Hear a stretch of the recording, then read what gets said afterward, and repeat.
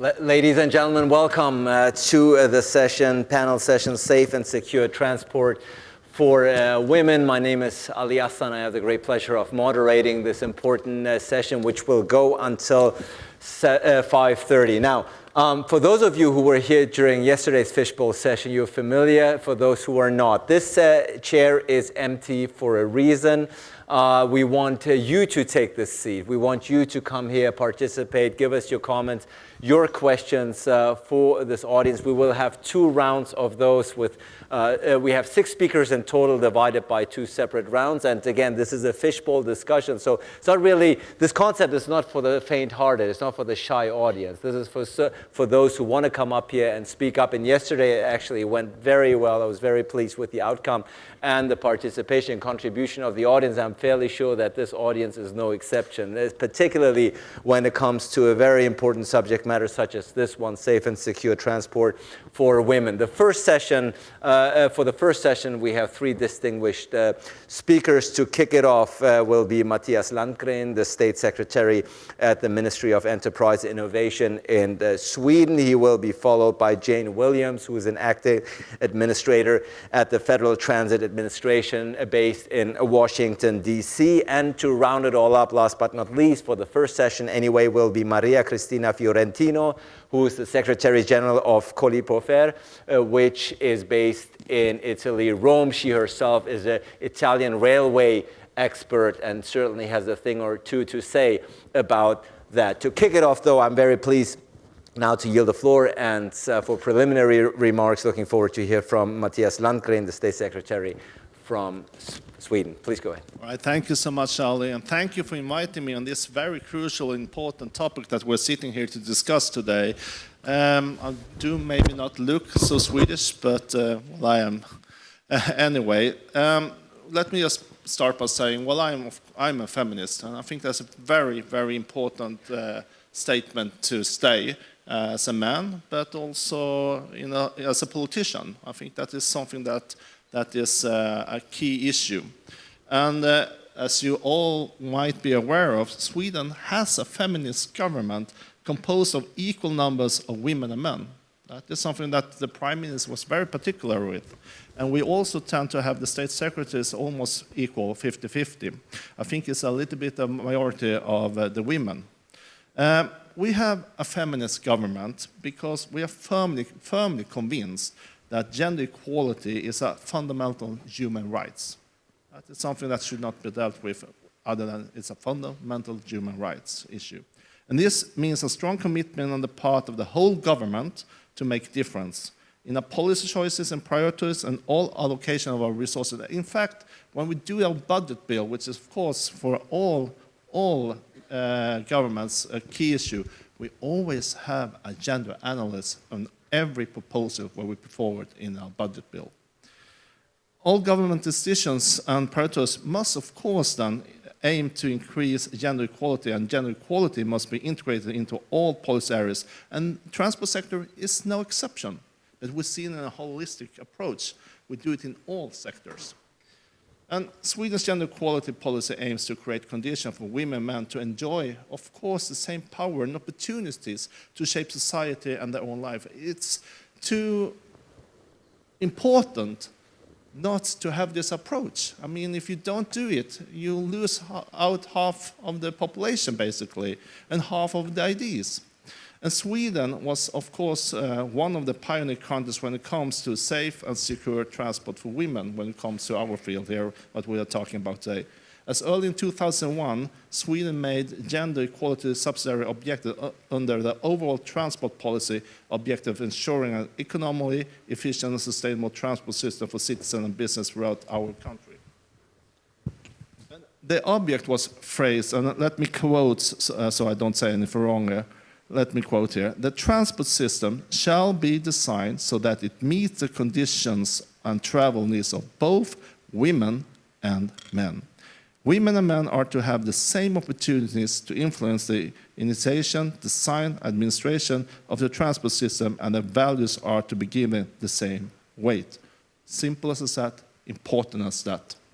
And the decision was, of course, followed up by other decisions and instruction to the government transport agencies, because it's a key factor that everything from top to down is getting the same message.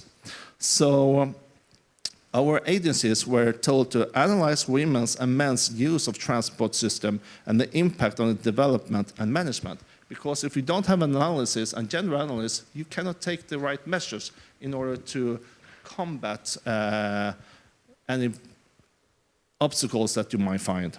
And it was also decided that the transport agency were to present the proportion of women and men in the executive boards, steering committees, working groups, and other collaboration groups. So you have to have, we had a clear aim that everybody, everything, all from the executive boards down, should be considered of equal men and women. And today, I'm very proud to say, today, Sweden has a gender-balanced executive board in all transport agencies. In fact, 4 of my biggest agencies are women who are heading it, director generals. My impression is that also that we see more and more women in private sector, transport companies as well, but a lot of work is still to be done there in the private sector. And in 2016, the Swedish government, we have decided on several new bills and strategies in the transport area. Recently, we have also launched 3 new strategies for road traffic safety, aviation, and cycling. And every of these documents, every one of these strategies has a clear, fully integrated gender equality perspective. And let me just conclude, the gender equality objective has led to a better knowledge and better understanding of how women and men use the transport system, how the transport system is adapted to women and men, and how it affects women and men differently, because it does. And with this understanding, we hope that when we plan new infrastructure and new transport strategies, that will benefit both women in their daily life and lead to a more gender equality society. And that is our clear aim from the government, and that is something that we've been working on really, really hard. I know that was a little bit more than 3 minutes. I'm sorry for that, Ali, but It's all right. It's all right. Those were all important messages that you conveyed, messages that, of course, are very pertinent to today's subject matter, safe and secure transport for women. And thank you to Mattias Landgren, to the State Secretary at the Ministry, Swedish Ministry of Enterprise and Innovation, for kicking us off so lively and with the important messages. Now to follow is, of course, Jane Williams from the Federal Transit Administration. Jane, this is a subject matter that you are working on, obviously, that is extremely relevant to you. Give us your preliminary remarks, the first few pointers. Okay, thank you. And thank you to the ITF Secretariat for the opportunity to speak to you today and be a part of this distinguished panel. It's an exciting time to be in the field of transportation, and under the leadership of Secretary Elaine Chao. I also work for a woman who has put a lot of women in leadership positions and understands the importance of that. Public transportation around the world is essential. It allows individuals to exercise their right to get to work, to get to an educational institution, and to participate in the cultural lives of their community, as set out by the Universal Declaration of Human Rights. And yet, women and girls across the globe have their access to public transportation restricted daily by fear of sexual harassment and assault. And this is true in both wealthy nations as well as developing ones, in democracies as well as those where the rights of the people are restricted. And it is true, unfortunately, in the United States of America. In 2016 survey that the Washington, D.C.'s Metro Rail riders found that 21% of women have been a victim of sexual harassment in the Metro Rail system. They were 3 times as likely than men to experience sexual harassment. And although many years ago, I personally experienced harassment while being on the Washington Metro. I was a young, recent college graduate working for President Ronald Reagan and was working very late at the Department of Energy. And I got on the Metro to go to my home in Silver Spring. It's about a 45-minute trip from downtown DC. And I got on the train, and there was no one on the train. And a few stops later, a gentleman got on the train. He was much larger than me. And even though the train cars on either end of the train were empty, and my train car that I was riding in was completely empty, he sat right next to me. And so it was a very intimidating feeling. When I got off at my stop, I pulled out my book. This was before cell phones. For all of you that are under 30, you probably don't remember that, but we did actually not have cell phones at that time. And so I got off at my stop. He followed me off of my stop. I went to the station manager and I said, I need you to walk me to my car. My car was in a parking garage. And he said, I can't leave my station. And I said, well, we have a problem. A gentleman has followed me. He just left the station. I'm afraid to go outside and go to my car. And he said, I can't help you. And I said, well, what do you suggest I do? And he said, I don't know. I guess I could call 911 if you want. And so he called 911, and the police came. The gentleman ran back into the station, caught the next train, and left. So the next day was when I went into my boss and said, I can work till about 7 o'clock, and then I have to leave because there'll be enough people on the train. And it was a really eye-opening experience for somebody, I was 21 at the time, and, came from a rural area into Washington, and so I was really unprepared. And I'm glad to say that we have made progress since then, although we have more progress to make. Women ride transit more than men. They typically ride it with children or older parents. They take it to multiple stops. They do errands that way. And so, knowing of their unique use of the system, I think is important in how we combat having something like this happen. And so we in the United States, of course, don't tell our rail transit agencies or our states how to do this. We are involved in the planning activities early on in the process, and so they're doing a lot of educational opportunities. I know, for instance, in the WMATA system in Washington, people would not report things because nothing would happen. And so prior to working in the administration, I worked for Governor Hogan in Maryland, and Maryland is a contributor to the Washington Metro Rail system. And so we worked very closely with them on educating the public, and then when people came forward with complaints, getting those complaints heard and prosecuted was incredibly important and validating to women who were brave enough, quite frankly, to come forward. And so we are still continuing to do work in that area with making sure the stations are well lit, both rail and bus stations, that as much as we love to advertise and make that revenue come into the system, having placards all over a bus stop where you're in a shelter and obscures the line of sight is not great for women who are vulnerable when it's nighttime and they're in a somewhat remote area. We've tried to make sure they're placed in areas where there's a lot of other commerce. And so we're still working very directly with them. Of course, our Homeland Security Department is the one who actually managed the security side of the house. And we've been working very closely with them on human trafficking and trying to educate our employees at the U.S. Department of Transportation and ones that have to be certified by us, like truck drivers and the like, how to spot that. Because a lot of times it's right out in the open in the daylight, but nobody knows how to spot it. And so we're working very closely with them on that as well. Thank you so much to Jane Williams for your efforts, of course, daily efforts in trying to make transport more safer and secure for women, but also thank you for sharing your own personal story here today, for highlighting the phenomenon and the challenges and difficulties that women go through back then during your college days, but I'm afraid even today. So thank you for that, and be curious about the follow-up questions and inputs that we hear. But first, I'm very delighted to welcome Maria Cristina Fiorentino, again, a railway specialist and expert in Italy, based in Italy. Maria. First of all, I would like to add some words about the association that I'm representing. Corpofer is a special group of the UIC. It's an association which represents security manager of the major European railway company. So, first of all, I am personally the expression of gender equality, because as you know, I presume in your countries, normally security managers are men with a police background. I don't have any police background. I studied economics, but I've been working in security for 25 years. So I can tell you that for women, for those who are interested, there is a job opportunity in security.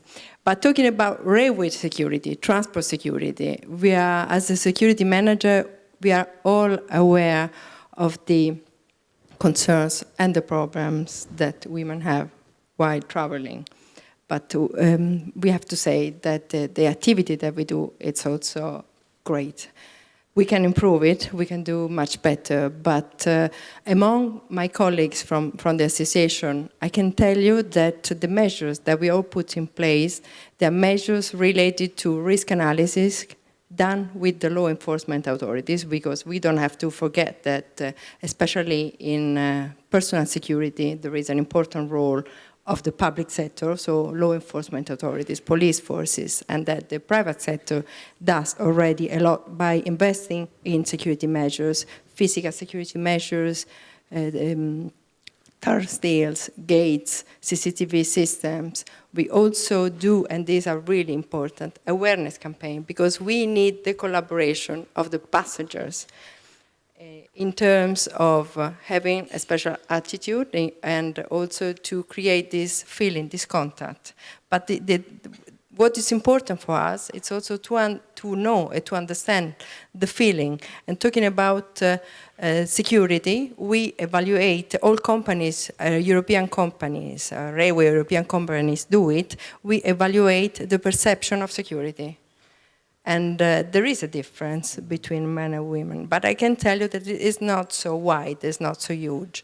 There are some peculiarities, but talking about the fear of crime, which is something that is related to the personal aspect, I can tell you that, in fact, the attitude is very, very much similar.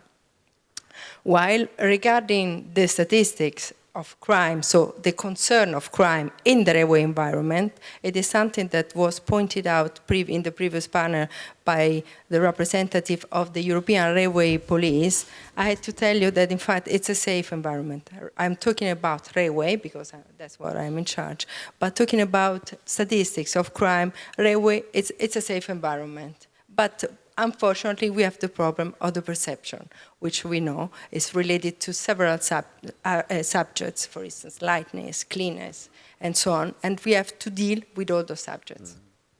Right. Thank you so much. Please keep the microphone. We're not quite done yet. Not for this. So you're not going to get off that easily. We still have some input and questions that we want to get. But Matthias Duncan, I want to come to you first and give you the opportunity to respond to what you've heard from your two fellow panelists here, in particular, perhaps Jane Williams' concerns and observation that the security and safety for women is still being compromised. Well, what is your country, what is Sweden doing to minimize those risks? Well, it's very true. I mean, from your personal experience, was very strong, of course, and I think a lot of women can share your experience. Unfortunately, that is something that we, of course, are taking into account and taking serious measures in Sweden. For example, not long ago, we had a stakeholders meeting getting together all the different stakeholders, the competent authorities, the municipals, the station owners, the train operators, and to discuss exactly how should we work together, how should we collaborate, how should we do this in order to make the station, if we're talking about rail, for example, in order to make the station safer, because if the station is not safe environment, then it will affect so much of the society. I mean, it will affect about everyday working life. Women might be afraid to actually go and take a job in a neighboring village due to the fact that the station is safe, there's no safe transport and so on. So that is something that we are targeting very much and try to actually combat. But when we do it on a stakeholders way, we get all them together and see what can we do that. And we actually did solve a lot of problems and challenges because we just were talking to each other. And in a format like this, in a format like that, I mean, everybody's tried to chip in and try to actually do the good for all of us. So it was very productive, very fruitful meeting. So that is one thing. And of course, then you have all the surveillance.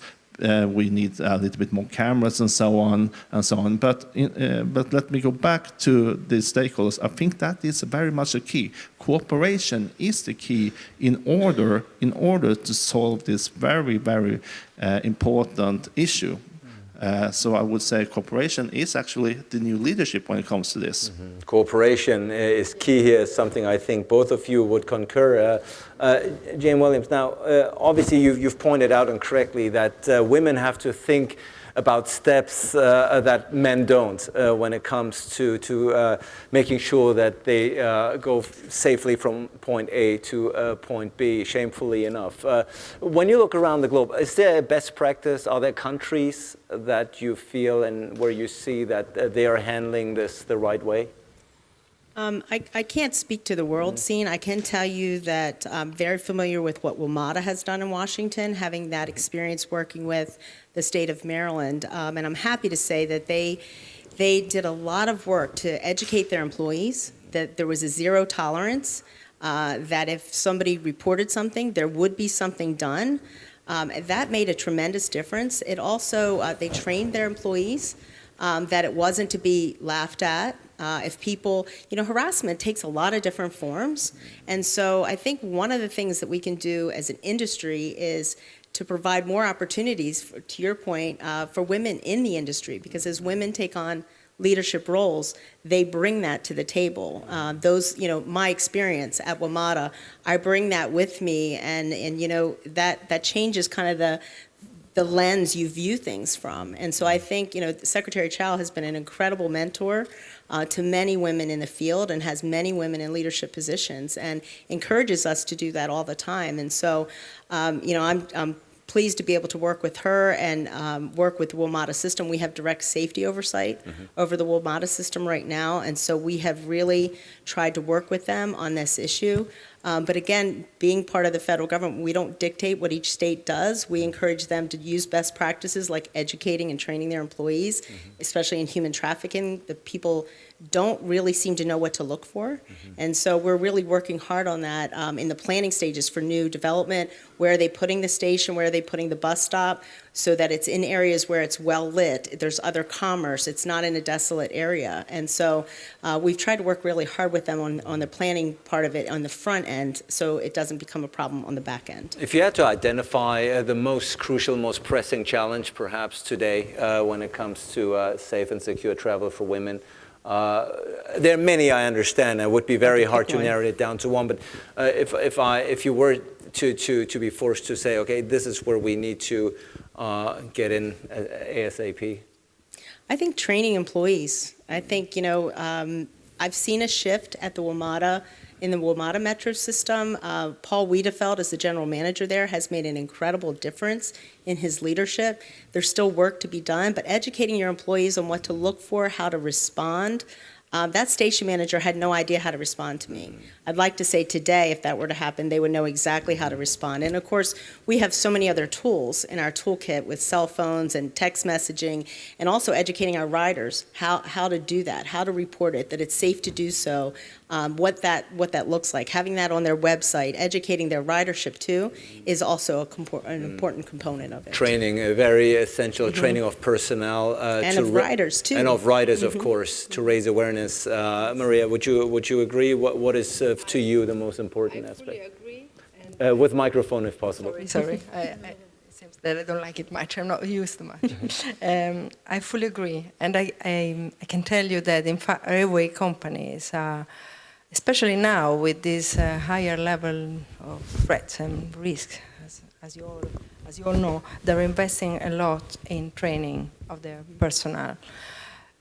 There is also another reason, because we have to protect our personnel, our employees. I mean, the violence happens also against our employees sometimes. So we have to train them, because in fact we want to keep them safer.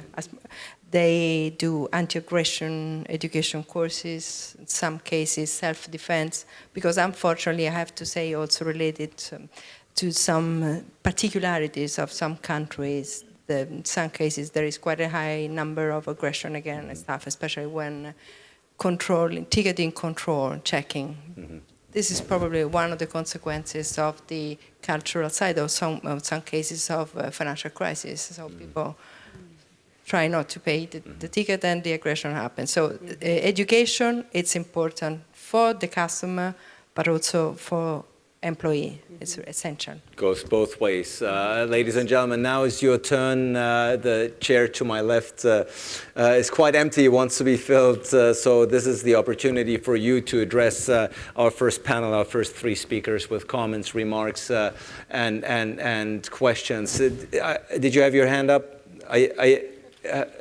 Putting you on the spot. You feel like you want to come up, but you haven't really fully decided yet.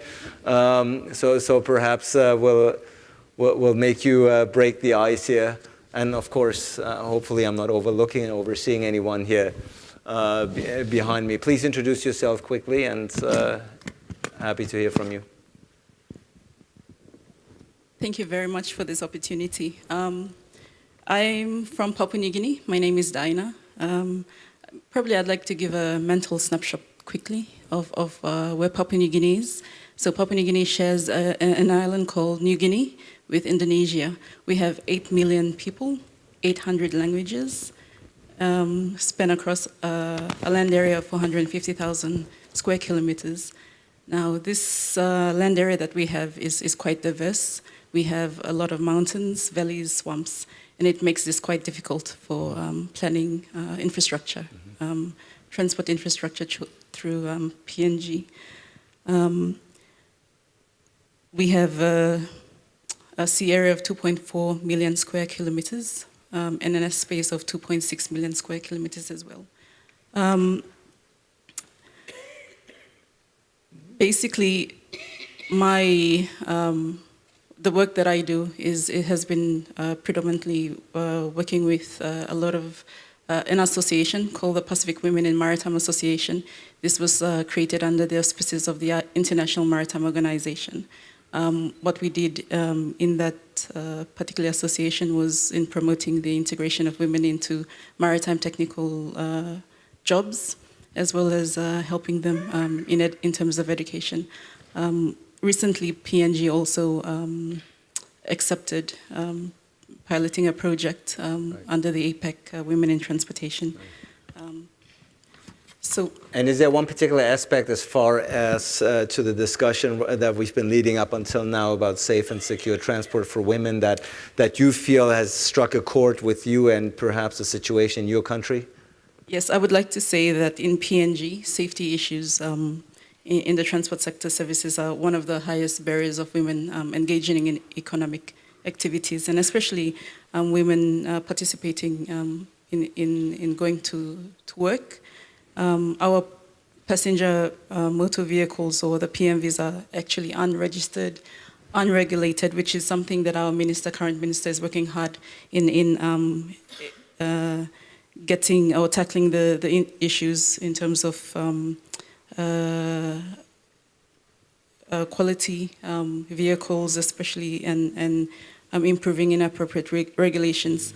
So at this stage, what I'd like to ask is, because we have a high rate of criminal activities, especially in our urban areas in Port Moresby, and because there's been, in the recent past, an increase in mobile phones or digital technology, the use of that, and a lot of people are using smartphones, I'd like to know,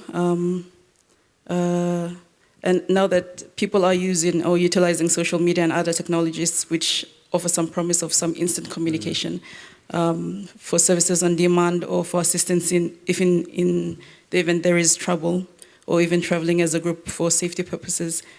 And yet elsewhere in the world, major companies are being taken to task for unethical behavior and abuse of privacy for many digital platforms. What lessons do the panel members have for transport operators and policymakers in a small country like Papua New Guinea with very high mobile phone penetration, poor but improving internet connection, and serious public safety concerns on public transport, in encouraging use of digital technologies to enhance the safety of women in public transport? All right, thank you so much. Well, do you want to take that, Maria? Yes. Sorry. Digital technology can help a lot in terms of safety of the journey. There are possible instruments for pushing information in case of emergency, to attract the attention through special app that have been developed. So there are also studies that are being, and projects that are being conducted in order to use the technologies for the safety of the journey, which is something that can be used, I presume, also in the normal life. But there are practical examples from some of the companies. So technology can really help a lot in this sense. Jay, Matthias, did you want to elaborate on that? You know, I would agree. The more technology you can institute, the more safe you're going to be. And so I would really push that effort as quickly as you can. Also educating your riders. It goes back to educating the riders and the workers to know what to look for, to know what to do, to know how to help, and to step forward if something is happening. So. State Secretary? I mean, the technology we can always take advantage of, and we are doing that. Then again, of course, I think one lesson that we learned from when we had this stakeholders meeting is the technology. Yes, it's something a key issue, but then again, there also have to be persons. Right. As you were saying, then you have to have people educated at the station and to know clearly what they should do. So I think that goes hand in hand, of course. All right, thank you so much, Dina, for breaking the ice with the first question. Of course, we'll get more voices in here. Let me look around. Yes, please. Please come up. Yes, please come up and have a quick seat. Join us here in the ranks of the circle and introduce yourself quickly. Thank you. Hello, my name is Aris Mora. I work for C40 Cities, a network of mega cities. I want to build on your last point about training. I'm just wondering whether we could extend that to recruitment as well. And that's not just at the managerial levels, but also low down in terms of drivers. I live in London, only 2% of bus drivers are women. And I think only about 15% of tube drivers are women. How does that affect safety and security for women? And how can we improve? All right, this is to all, I believe. Matthias, why don't we start with you and then go down? Well, that's very true. I mean, and that's what we're doing. Transport sector has been a lot, or is still largely male dominant. And what we are doing in Sweden is that we are, as I said in my opening statement and my remarks, that we are putting the general directors, females. I mean, and then all the way to all the management level, we try to have a gender equality, because then we also see that we will address new issues. For example, if somebody would have, like Jane's experience, that you bring in that to the boardroom, to the management level, and you address the issue actually. And then hopefully, gradually, we will try to do actually from top to bottom this gradual change, because we need that change, because the society will gain from it as a whole. If we cannot left aside 50% of the society, or 51% actually, in fact. So that's what we are doing. And we are also trying in Sweden we have a good collaboration between the trade unions are very strong and the employers organization very strong. We have a very good relationship between the industrial partners. And we are in those areas, for example, in the building sector, there is a very few women being construction workers. Now the trade unions and the employer organization do campaigns trying to promote the construction sector for women, making sure that this full language and sometimes what you may associate with the building sector is gone. It's not accepted, and it comes both from the labor unions and the employers organization at the very highest level. So there's a clear message here from top to the bottom always. Jane? In the United States, many of you may not know, before Secretary Chow was the Secretary of Transportation, she served for all 8 years under the George W. Bush administration as the Secretary of Labor. And I have to say that she is on the forefront of leading the way in bringing more people, more women specifically, into the field of transportation, both through mentorships. For instance, we have 9 modal administrations at DOT. More than half of them are led by women. and more than half of her senior leadership team are made up of women. And so I think as you bring more women into the field, there's a greater awareness, as you, to your point, when you're sitting around the conference table at a senior team meeting, those kinds of topics are discussed, and you bring that, it's part of your DNA, you bring it with you. And so having that leadership at the senior levels, I think, is incredibly important. That being said, we also need to attract young females into the field. And so I think we have had a lot of success in partnering with internships in colleges and universities, mostly in the summertime, but occasionally in the fall and spring semesters for colleges and universities in the DC region. And so we're really reaching out. We work a lot with Women in Transportation. I don't know if many of you are aware of that organization in the United States, but she'll send us out as a team, and people have remarked that, all 4 of you are women. This is unusual in the transportation space for it to be the case, because transportation has been a male-dominated field for so long. And so I think we're starting to see that change as we do STEM and other things in schools to attract talent into the field. Mm-hmm. Maria? I can tell you that in the railway sector, at the European level, we are developing some projects in order to extend the possibility for women to find those technical places, as you were saying. The Association of European Railways, CER, is conducting this sort of project since 2013. But I can tell you also the experience of my company that we understood that the problem, it comes from education. So if we don't go to technical studies, you cannot find engineers to do maintenance or to become specialists.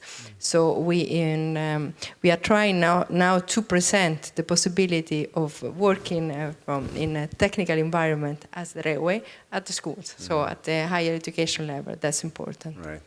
Thanks to Aris for his participation, his question.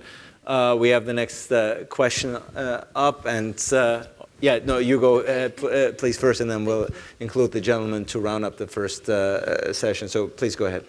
Hi, my name is Arsha Graccio, and I live in the UK, but I'm originally from India, and we don't even want to go into the track record there. But from the UK side of things, I work in technology, and I'm a big fan of monitoring and surveillance, because I'm also a woman. And I have absolutely no problem with CCTV camera watching every move I do, and I have zero problem with facial recognition technology being used for offenders if they've been identified and flagged. But that is a big problem for a lot of people. And I just wonder when things like this, fine, technology is great, but technology has its benefits and we should be using them. Let's start with Jane to respond, Maria, and then obviously Matthias as well.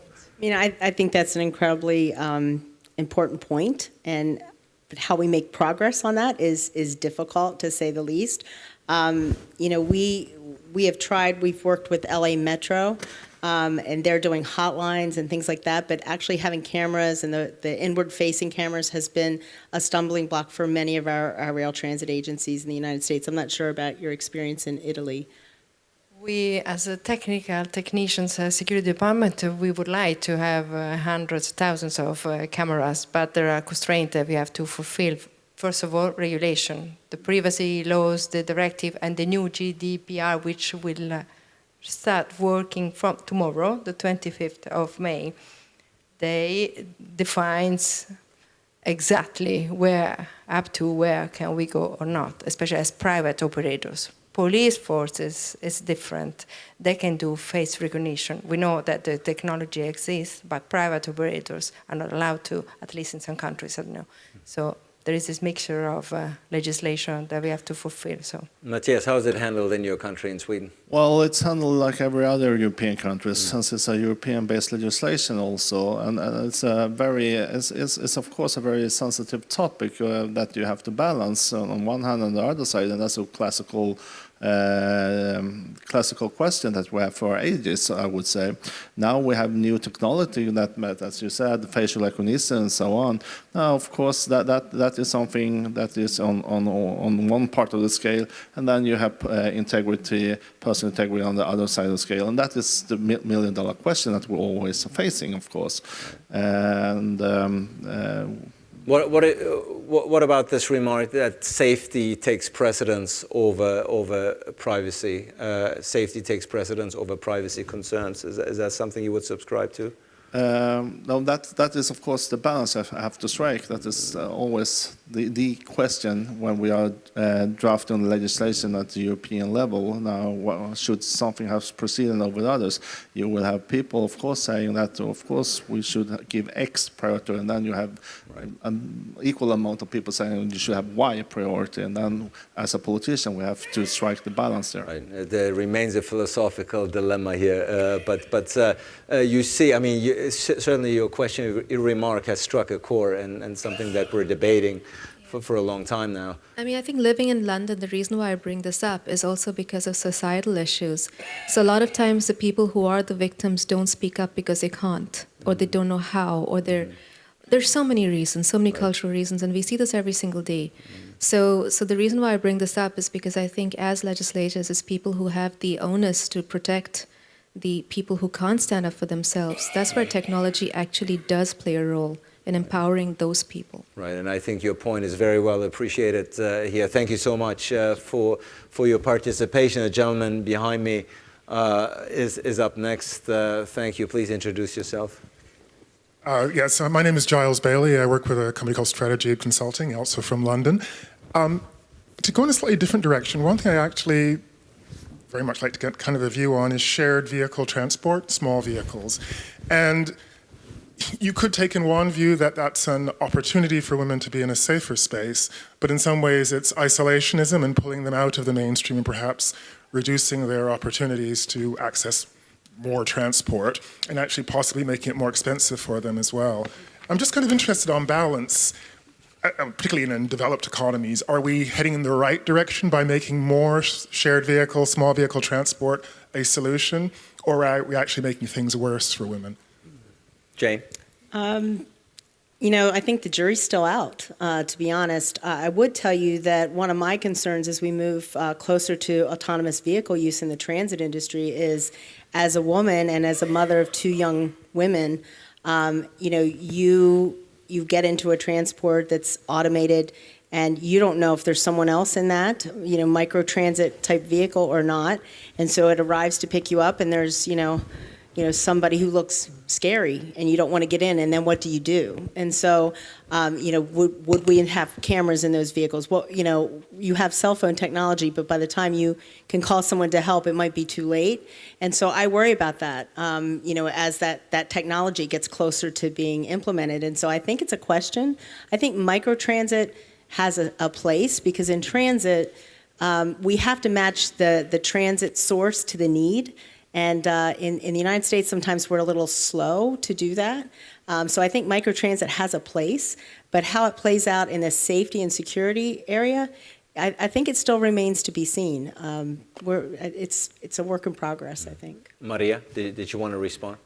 Even though I'm not an expert in this field, but while I was preparing for this panel, I found an interesting study that really answers to your question. It was a Eurobarometer attitudes on issues related to EU transport policy, and it says that men prefer cars, 57%, and women public transport or prefer to walk. And the reason, part of the reason, and I fully agree, is related to education, economic situation, and the fact that owning a car, I mean, it's more expensive than traveling. So it's related, and I agree with the study. Well, I don't have so much to add there. It remains to be seen, since we will see when we have autonomous driving vehicles, we will see a different society, basically, I would say. So it remains to be seen. It remains to be seen, ladies and gentlemen. We have actually reached halftime. We've reached halftime here at the panel, Safe and Secure Transport for Women. All those who still have their hands up, don't worry. The second portion is coming up now. But for now, let's thank Maria Fiorentino, Jane Williams, and Matthias Landgren for their participation. Thank you. Thank you. And we go on without missing a beat, and would like to introduce here up on stage Jose Luis Irigoyen, Shayla Watson, and Sonal Shah are with us. Please take your seats. Jose Luis Irigoyen is a Senior Director for Transport and Digital Development Global Practice at the World Bank. Very happy to have him here. Jose, let's hear your initial preliminary remarks. So in the bank, for several years, we have been looking at gender issues, and we had a way of looking at projects where they were gender informed. But 2 years ago, we had an issue in a project, and it was like a wake-up call, something that we never expect, that a girl would be suffering a case of rape by a project worker. And that forced us to think differently and to bring gender to the core of our agenda. The result of that was we do every year a big conference, Transforming Transportation, and we put at a plenary with a very catchy title.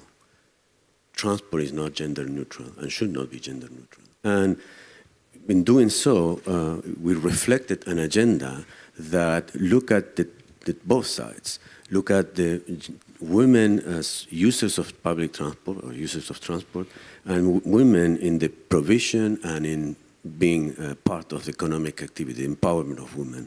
And we realized that actually the agenda has to work along these two sides. Otherwise, you will realize that you may improve the situation, but will not be able to remove the gender gap, to bridge the gender gap. What is our experience working with clients? Interesting. Not that easy. First, there are attitudes, typical attitudes of, we don't have a problem here. So here you come, you do analytical work, and then you start showing, well, actually, you have 65%, for example, in Bogota, of women complaining that, say, they are suffering some harassment. And in Cairo and Alexandria, 95%. And on average, 80% of harassment in public spaces. So this is really an issue. In addition to not being able to cater to the needs of the transport need, the travel patterns of the woman, right? So you do that. Sometimes works, sometimes doesn't work. You need to expose more. Sometimes it's seen as the hardship, or well, this is a status quo. What can we do about it? No? So it's about creating now an agenda that exposes those clients that can make a decision and bring a more holistic view about the agenda. So it's about also increasing ridership, for example. And some of the issues that I'm describing have to do with the underreporting. And by the way, we do projects in the toughest places in the world, areas that have suffered conflict, for example, and you have 60% of the girls have been defiled, for example, or situations like that, where the normal things that may work in London may not work there. But at the same time, to give a sense of how this global agenda, how important it is. Even in London, a survey will show that although twice as many women as men reported in a survey that they were subject to some harassment, only 1 in 10 would say, I will report it. Mm-hmm. So in our agenda, what we are doing is try to bring a more holistic view. We'll look at, first, are there problem of legislation, for example, that is constraining participation of women. Is legislation protecting women? Then another building block would be, can we do something about the built environment? Can we bring women perspectives in the design of projects so that they will inform, say, what matters? Sometimes it's even things like bathrooms, restrooms, right? Third, technology, and we're using technology in several ways. We have developed an accessibility tool that will look at, say, how you can access through public transportation in a given city jobs, what percentage of jobs. And you can do it for women and for men. And then you start realizing, well, there's a way of informing. Technology used to do the reporting. We had a very successful pilot in Mexico, I think it was like 2 years ago, where it's Hazme el Paro, it was called. It was a combination of training, awareness campaign, and then developing a virtual platform where you can report immediately if something happens, right? Working with civil society in removing some of the taboos I have. so stereotype why women cannot do this type of work. Sometimes it's legislation, sometimes it's just the normal society attitude, and working with governments. So the conversation today, I would say, has changed, and now it's help us say, what should we do about this problem? And it's, I think, has to do, thanks to, there's more an openness to talk about these issues, and some accumulation of analytical work that is showing how big the problem is. Right. Thank you, Jose, for giving us an overview of what the World Bank is doing, the progress that you have made. And it all starts, and I think we fully agree, with the realization that there is a problem. And good for you, good for the World Bank that it has done so. Now, of course, I want to move to Sheila Watson, Deputy Director of the FIA Foundation based in London. Sheila, give us your initial remarks. Yes, excuse me, thank you very much. Perhaps just a couple of words for those who don't know what FIA Foundation is. Yes. We're an independent UK-based charity, but we work globally to promote safe and sustainable mobility. And we fully understand, amongst many issues, how important public transport is in the mix of sustainable mobility that we're going to need to address the challenges we face. And we know, too, that women use public transport more than men. We know that they're much more willing than men to change, to move away from public transport options to anything else if they prefer it, if we prefer it. I will not speak about my gender in the third party. I do it all too often. And we shape communities, and we also, crucially, influence the transport choices of the next generation. And then we also know, sadly, that too many women, too many of us have experienced harassment of a variety of forms, violence, and fear it and expect it as we use that public transport. So it seemed to us that if we want to promote sustainable mobility, we need to ensure that the issues which women are concerned about in using it are fully understood. And it kind of makes sense that they're taken into consideration also by those who fund those public transport systems, those who support them, those who work them. So it was our interest in sustainable mobility, next to this concern about the role of the experiences of women, that led to us to publish a report recently called Safe and Sound. And that study developed a methodology of understanding those issues on a city-by-city basis, which was then replicated in a recent study, La Se Mueve Segura, which we were honoured to co-sponsor with CAF, the Latin American Development Bank, was published last year. And that study looked at the experiences of women in 3 cities, in Quito, Buenos Aires and Santiago. And I think these numbers are being battered about constantly, and they're horrifying. So 70% of women across the piece in those cities had experienced harassment, 60% in the last 6 months. 95% of the people questioned had witnessed harassment. But what was very alarming, and has come up from contributions already, was that there was confusion and a lack of clarity about what you do about that when harassment happens, a lack of trust in any authority to deliver anything if you did report, and then sadly an expectation by the person who did the harassment that they wouldn't be caught. But the work resulted not just in a status report, but in a toolkit, which we published a summary of here this week. And that outlines the sort of things policymakers can do, and I think we should focus on what can be done. So, from raising awareness that harassment is unacceptable, the Down with Harassment campaign in Quito, to criminalising it and punishing it properly. 6 criminal cases were resulting in jail sentences in Quito too. I think from recruiting more women as traffic agents, for example, as happened in Buenos Aires. So now there are 66% who are women, to apps which allow women to call for help, and that's happening in Bogota. And then finally, from bus stops made entirely of glass, so there's nowhere for people to hide, to harass you as you wait, and that's an Ecuadorian initiative, to the fact that major infrastructure projects now are going to have some gender concern built into them, and that's happening in Quito and supported by the bank. So there's loads of good practice. And I guess, if addressing the needs of women in transport is an issue of our rights, our personal rights to be safe, and it's an issue of our right to access employment and economic prosperity, it's also an essential underpinning of sustainable mobility. So, heck, I'm only a woman, but that sounds to me like a win-win-win. So we should do it. Right. Thank you, Sheila, for sharing the many best practices, good examples. that are taking place as we speak and that have been implemented to secure better transport for women all around the world. Now, last but certainly not least, very pleased to hear from Sonal Shah, who is a Senior Program Manager at the Institute of Transportation and Development Policy. Sonal, you have the word. Thank you. I'll actually start with a story.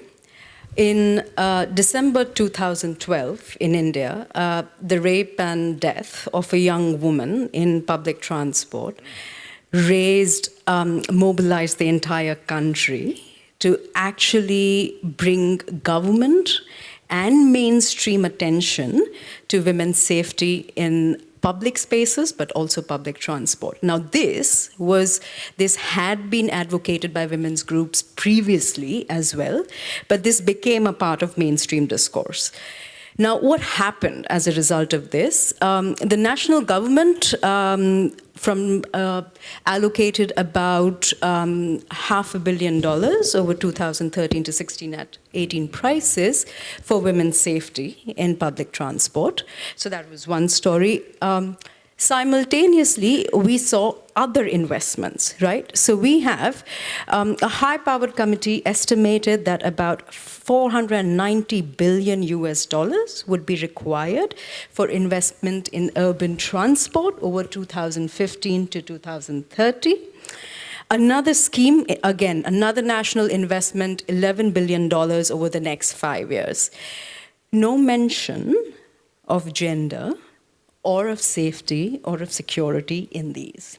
And so this became a dichotomy, right? So on one hand, so women's safety is being acknowledged, but cities, when they're beginning to prepare their urban mobility plans, which is a long-term plan, saying that this is the path that my city will take over the next 10 or 15 years, you don't have gender disaggregated data on how women and girls travel. There is no measurement, if you will, so there's no quantitative data and there's no qualitative data on their experience of transport, no measurement on the level of sexual harassment. All the data on the levels of sexual harassment is coming from reports by civil society organizations, right? And I think this is interesting to see that the city's own data doesn't have this right now. And so at that point, we at ITDP began to think about this, is that while all of us were perhaps doing projects, there were these large investments and a city's mobility future wasn't acknowledging gender in any ways. Our national urban transport policy said in 2006, said we want to design streets for people and not cars, right? Again, I mean, the implementation is another story, but it was critiqued. The first big investment was critiqued for being gender blind. So what did we do? We partnered. First thing we did is we partnered with Safety Pin, Kalpana, who is here, and we released a policy brief on women and transport in Indian cities, one that would evaluate mobility plans. We said, how do you tangibly and measure how you can integrate gender into the city's mobility plan? And we also realized that we can't only have urban and transport planners do this, and we convened a national discussion with over 30 women's groups, academics, professionals. So this is the first time that people in transport and the transport experts were also talking to women's groups and saying, how do we therefore create a policy brief that addresses not only the planning and design aspects, but we realize this is also about behavior and social behavior, and how does this also include this? So this is where we are, and happy to talk more about how we are working with governments to take this work forward. All right, thank you so much, Sonal Shah from the ITDP, and of course we will talk more, and this is now once again my invitation to you to join us here. Yes, of course, right here. Please take a seat. I know you're not far away, but still join us. Anyway, I believe there was a in the second row, you had your hands up. Perhaps you want to come up afterwards. Go ahead, please. Yeah, I took pole position on purpose. I'm Emma McLennan. I'm from East. We work in 14 countries, mostly Eastern Europe, Central Asia, South Caucasus. Not very well represented here, apart from our Uzbek friend here. But my question is to all of you, but primarily to Jose Luis. We've been focusing particularly on public transport, but not entirely. And I was very happy to hear the comment made earlier about women preferring not preferring to drive so much, but as actually public transport and walking. And I want to remember women as pedestrians. And the work that we've been doing, engaging with women in the countries where we work, but also formal surveys of women and their opinions, we found there's a particular thing I want to raise in terms of road infrastructure projects, and that is underpasses. Because a lot of the concerns that we've heard about women being afraid to use public transport alone at night, the future thing of women in these independent pods, those concerns exist now with a feature that banks are building into their road projects. Everywhere, these underpasses, they're public toilets, they're not lit, security issues that were raised earlier, no security cameras. There are all sorts of problems. There are good design features. You can design underpasses that are safe, but that's not being prioritized by the state road administrations in the countries where we're working.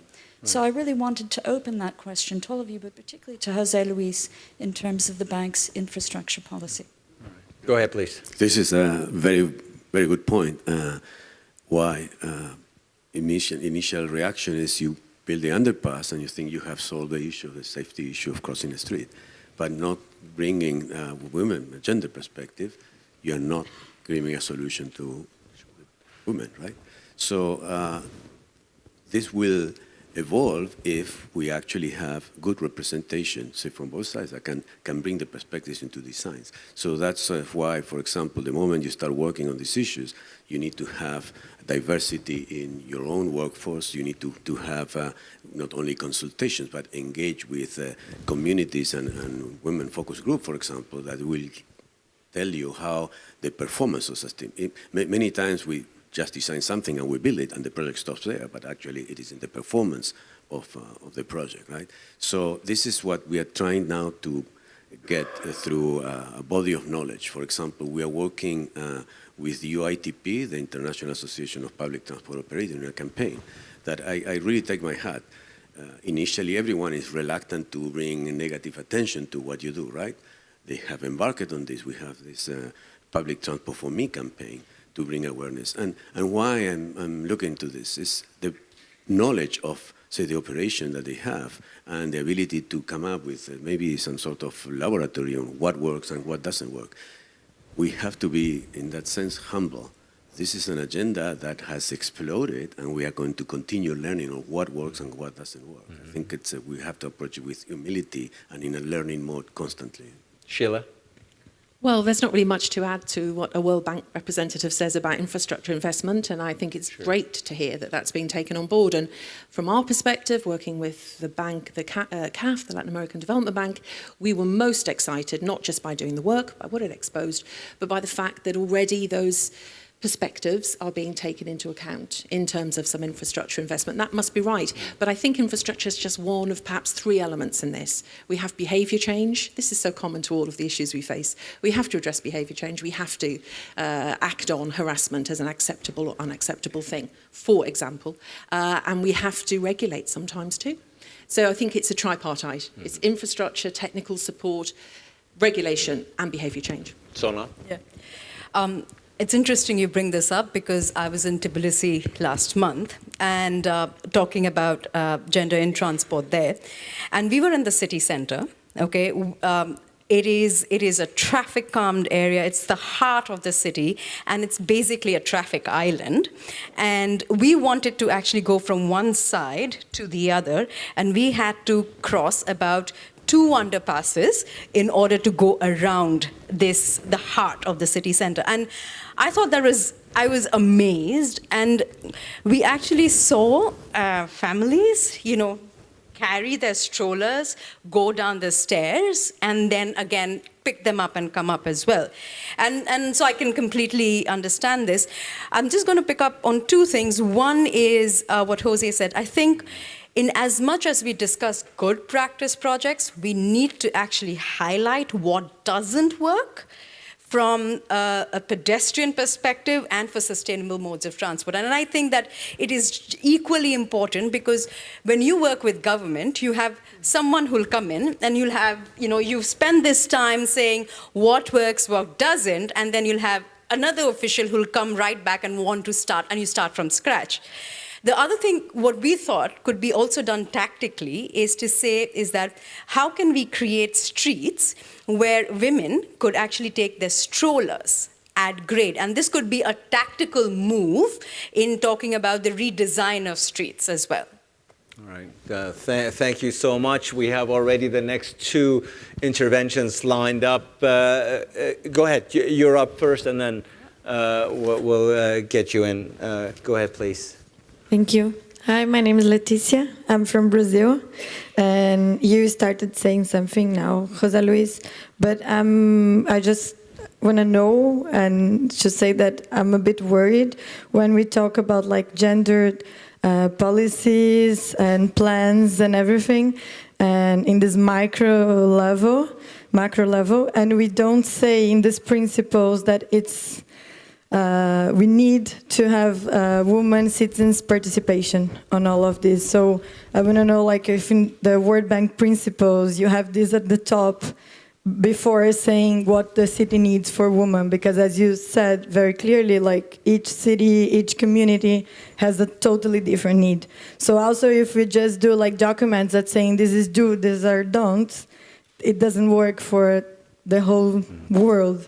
We have a very complicated context. So I want to know how your initiatives are doing this inclusive plans with people, and how they are you are recommending for governments to include diverse people on those plans. Jose Luis, you want to take So I described, say, we have like 5 areas that become entry points, and how far you go in each one, it will depend on the situation. And as I said, say, sometimes you are dealing with really very tough situations, right? So, for example, segregation of public transport. Is it good or is it bad? We had a huge debate, and actually, we all know that in the long run, it doesn't work, right? But in some tough environments, the only way for women to access jobs will be segregation. In Mumbai, we have this situation, right? So we have to adapt, but we have to adapt with a broader agenda that you start working on. So it's seeing as transitions, and that in the end, the main goal is to reduce this gender gap. Until we really increase participation of women in the workforce, for example, it will be very difficult to reach this parity and to make sure that the views are really considered. So it has become also part of our priority to do that. So we're doing in our transport project, public transport project, we have three dimensions that we take. One is the harassment issues, and we have developed some approaches. We have this in Quito, in Bogota, and most of the urban transport projects do deal with that. We have now also pushed for women participation in the workforce. For example, the Metro of Bogota, we will have some targets. The concessionaire will have to comply with certain targets of women. And now we have a new set of projects as we push ourselves agenda, where we're going to create economic activity, and we look at, what activities are particularly relevant for women. And we provide support to that through the transport intervention, and maybe through skilling and coming up with some additional packages. We did this in Bangladesh. We have, for example, the Khyber Pass in Pakistan, in the mountains, for example, has a target that will be a percentage of the new small, medium enterprises that will be created that will have to be led by women, right? So this is how the agenda is evolving, but you have to start with the recognition of where you are to avoid making mistakes in terms of moving too fast without moving the consensus around what the society can accept. Sonal, then Sheila. Sure. Thanks, Leticia. very, I acknowledge your concern. And like I said, that we were very aware when we created this policy brief that this needed a much wider representation than first only from transport experts, right? And so what we are doing in this is that we are partnering with women's organizations in the work that we are doing with a number of state and city governments. So in the city of Ranchi, which is in East India, a city of about 1.5 million or so, we have something known as a Ranchi Urban Mobility Partnership, which not only includes us, but also includes women's collectives. So for example, those involved in housing, those working with urban homeless women, those working with street vendors, and so forth as well. So we are part of a partnership that is doing this. Again, also in the policy brief, I think it's what we said. It was not only that include women in consultations, but also given guidelines on saying, where do you actually organize these consultations, right? Do you go to where women are? And we need to, at times that they may be available. And so we've actually given those guidelines as well, because we're very aware that there can be token participation as well. It's not only sufficient to talk about participation in general. Right, thank you. Sheila? So I suppose I'd start by saying, there's no point in us kidding ourselves or listening to you, the various bits and pieces that are going on around the place. We know it's not working. We know local communities in general terms aren't involved enough in transport decisions. We know there are whole groups, usually the most disadvantaged, the people with no voice, so the children who are getting killed every day on our roads, their voices aren't being heard, and we know women's voices aren't being heard. So we should just be honest in this room. Your point is a really strong and really good one, and it's almost at the centre of what it is we're trying to do. In terms of the work that I bring in terms of our report, the evidence we gathered there was on street corners talking to women as they went around their business, about their business. And so in our attempt to gather evidence, I think we were working as close to the front line as we possibly could. And I think in terms of your point about preaching and saying what you should do and what X-Stars is what you should do, again, you couldn't be more right. And I think that's why in terms of the Foundation's work, and I can only speak for what we try to do, we invariably seek to support approaches which provide toolkits, a much overused word, but that provide examples of practice. It doesn't necessarily have to be endorsed good practice or even necessarily condemned bad practice, but practice. And then what's important is that people are able to engage and look at what will work for them. Thank you so much for your question, for your input. We already have the next two interventions coming up. The lady in the first row, thank you for your patience. You've had your hand up for quite some time. Yeah, no problem. My name is Elisabeth Kotthaus. I'm coming from the European Commission, and we have since October last year a unit which also has equal opportunities in the title. So it's social affairs and transport, passenger rights and equal opportunities. And I just wanted, because picking up of what you all said, shed the light a little bit on what we have done recently. We had several seminars and workshops on women in transport, and then finally it was decided that we launch a platform for women in transport, which is basically an online platform, and we meet twice a year. Every EU association member state, for example, Sweden is also a member state besides Austria, Spain, and Croatia. But also other member states are certainly invited, EU associations, but also individuals which are not represented at EU level or national associations. So it's a very easy thing where you can contribute when you have a smart action. And as you said, it's not only about sharing best practices, also things which did not work. Yeah. So you can come there with any idea and then let it check by the others. And we have members from all transport modes. We have social partners, that means trade unions. We have also employers. We have academics. And you can bring your plan or whatever your problem there, and then it can be discussed. And what we also launched is a website for best practice. So even if you have nothing to do with the platform, everyone can launch a practice, or maybe what we have to add, a non-working practice, which might be as useful as that. And the other thing what we tried to do is we drafted with the stakeholders a very light declaration on women in transport, so everyone can subscribe to it, so that they take it serious, that they start raising awareness and so on. And we see also from the studies we do, and we have still ongoing on, for example, safe and secure parking along trans-European networks, or we did first Women and Trans-European Network in Transport session last April in Ljubljana.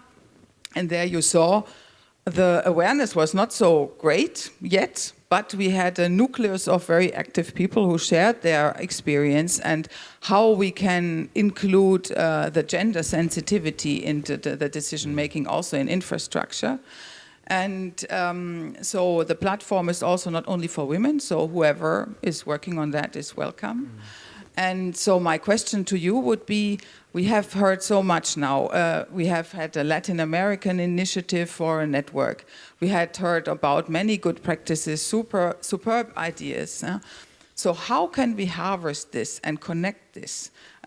Because we have now from different parts of the globe very good ideas. And so the question would maybe be first to the World Bank, maybe also to the ITF later on, but also to you as members of the civil society. So how could we connect each other a bit better then, so that we can also, let's say, work together in between such really important sessions as we have it today? Right, thank you so much. The issue of cooperation here, of course. Please remain seated, Jose. First, I will call these initiatives accelerators. I read some time ago that closing the gender gap at the current pace could take 217 years, right? So I believe we can do much better than that. And the way is precisely to bring awareness. And so how can we create fora that, say, allow us to incorporate this vision and activate the responses? I believe this is starting to happen. And you mentioned what you do in Europe. We were also part in this discussion about Latin America. What this does is brings a problem that, say, society is starting to see to government. And sometimes government is taking the lead, sometimes it's civil society has to do it. What we have done in the bank, working with many other partners, like 60 partners, I would say the who is who in transport is part of this initiative, Sustainable Mobility for All, has been, so we have 4 goals that define what sustainable mobility is, that include universal access, where specifically the issue of women and anyone with vulnerabilities is there, safety, efficiency, and green, right?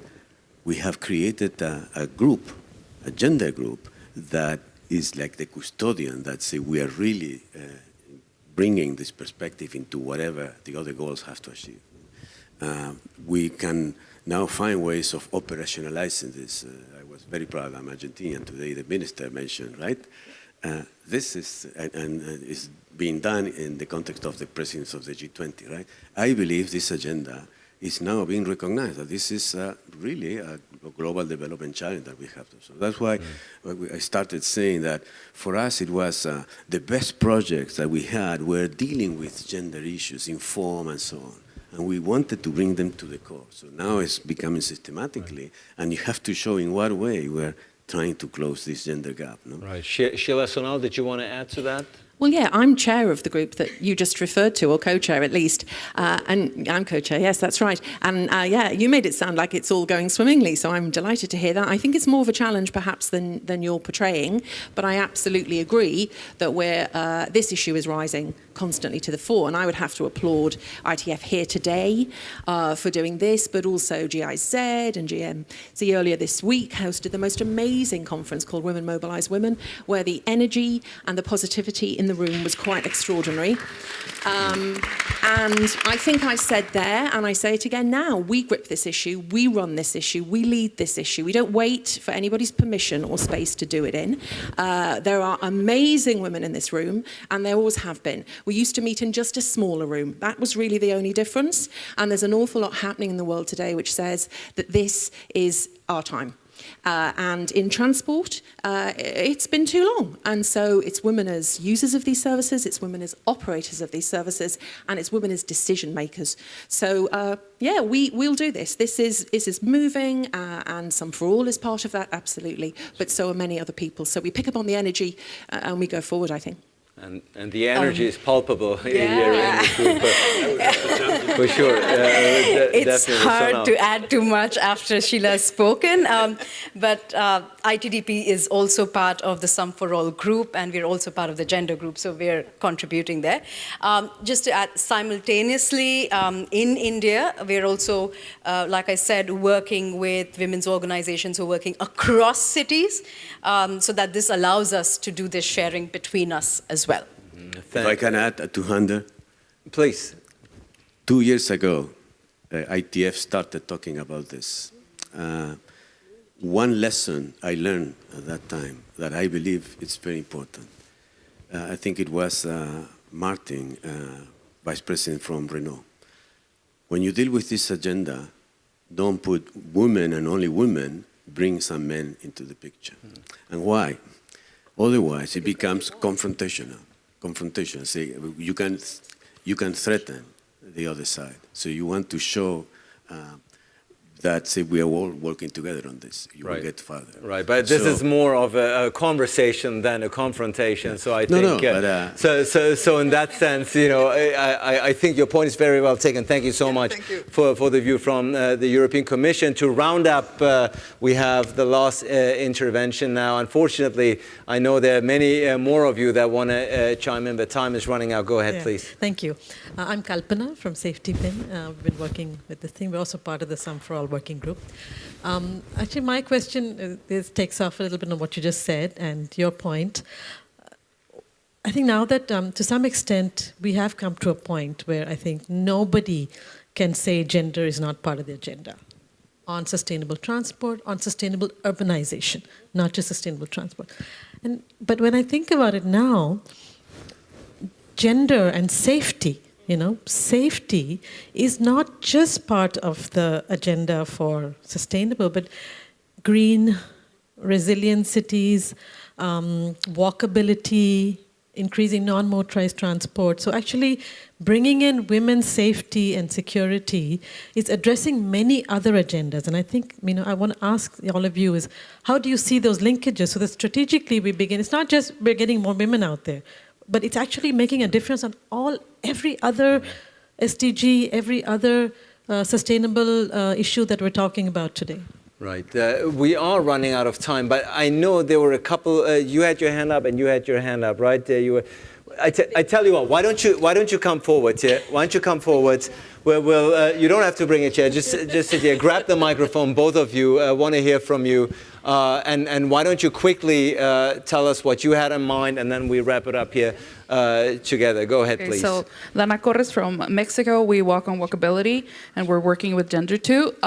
So my question is, can you tell us of examples of communication, because communication is basic when we talk about gender and feminism too, both for men as public, as an audience, and both for women when we talk about empowerment, right? So my question is, can you give us some examples? And then just a quick comment.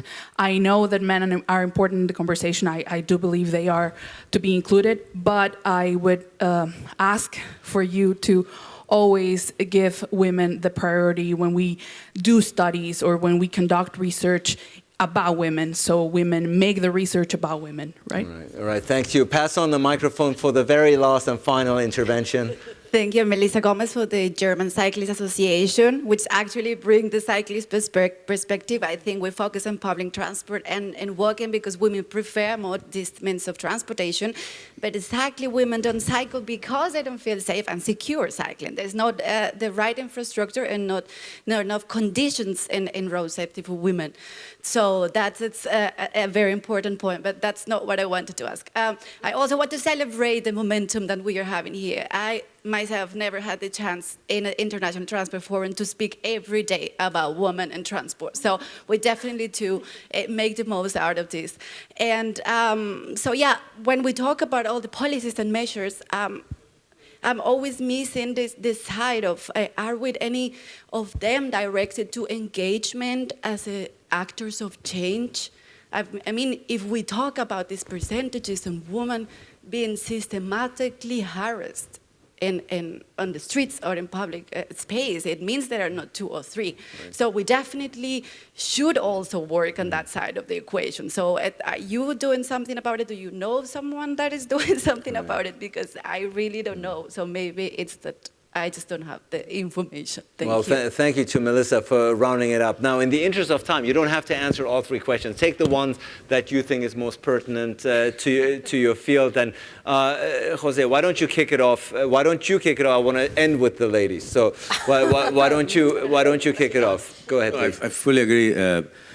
First, a coherent vision about sustainability will put the gender perspective in a much more impactful way.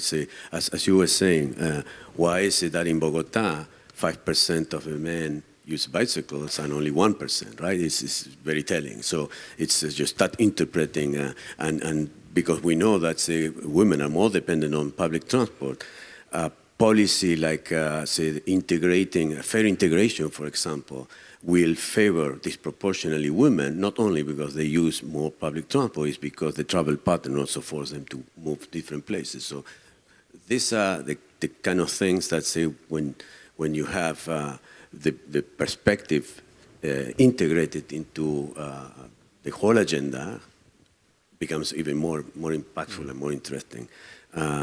On the issue of consultation with women focus group, definitely. I remember a situation in Peru, and our counterpart, we were pushing them to do more on gender, and we had an impact assessment, and the impact assessment was showing women saying, we go to further places and we like it because we interact with the markets, and then the men were saying they are everywhere right now, and it was in a rural context. And then realizing that how many inequalities were there and they were not present before to our counterpart. So we have to continue exposing this and giving women voice. Agent of change, as an agent of change, will come when we achieve not only that they are as users of the transport sector, but also accessing opportunities and economic opportunities in the labor workforce. Right. I'll go through, Kalpana, bang on. And I think I'll also give another example of this, is that when we approached a donor on work on gender, they said, well, we work on reducing CO2 emissions, not gender. And I think this is precisely the connections that we need to make, and we have made it, and I'm very happy that we have, because we have actually said that a mobility plan needs to estimate the reduction in CO2 emissions from women's increased use of sustainable modes of transport. And I think these are precisely the connections that we need to make. I think you had spoken about some examples in communications. Vienna sees it differently. Had a very interesting communication campaign where they were looking at gendered roles, right? So when you say blind, you imagine a blind man. When you think of a caregiver, we tend to think of women. And so what they did is they introduced a new sign-in system where they also had a blind woman.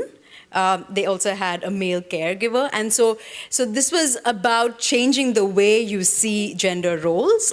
They also had different signs, for example, construction workers, showing both men and female construction workers, even though we know there might be a predominance of male construction workers, for example, in certain contexts. So that was that. I know there are multiple cities. Transport for London had a video that actually encouraged women to report incidents of harassment. I know Edmonton Transit Service had a very prominent campaign communicating a zero tolerance approach to sexual harassment. But of course, we know that this needs to be combined with a complaints redressal system, right? Or a legal system. So that was the other one. I just want to respond to your thing on cycling. In India, we have data from our census, which shows that only 4% of women cycle to work. These are non-farm workers. And one of the things that we've also realized that apart from safe infrastructure, concern for road safety, there are other issues. For example, access to bicycles, and second, they may not know how to bicycle. And they might also be afraid to bicycle by themselves. And I know that groups like Macaleta in Santiago have addressed this by conducting education programs with women on how to teach them to cycle and cycle in groups so that this could instill confidence, to be able to do that. So I just wanted to bring these other perspectives besides safe infrastructure. Thank you so much. Sheila, you get the last word. Oh, wow. Well, that's always fun. So I suppose I go back to the original point, like, why do we care? And that's kind of where we came in. So I think if you need a list of reasons why we care, you could start with economics. So I think CAF have estimated that the GDP of the region would rise by 27% if women fulfilled their potential by accessing sustainable mobility. I think we care because of CO2. We know that our planet relies on us getting a sustainable future. And I said that to begin with. If we don't have in public transport, non-motorised transport that works and that women use as its majority users, then we're undermining our own objective there as well. So there's economics, there's the planet, there's rights. I mean, we could touch on that. There's just the fact that it is inappropriate and wrong that women should feel afraid to venture from their homes. We had a side event yesterday, the days go so quickly here, where one of our presenters said in her city, I think it was Bogota, 27% of women simply don't venture out. That was a study. So that's quite a thing that I think we should, be seeking to address. So there's 3 reasons why, but I'm going to finish on the reason that motivated me to, I think, move this work forward in my very small way, and that was the girl in the van. And it was 5 years ago that happened, and I'm infrequently moved to tears. I'm sure no one is surprised by that, but that moved me to tears today, because I wish you could see what we're trying to do. That's what this is about.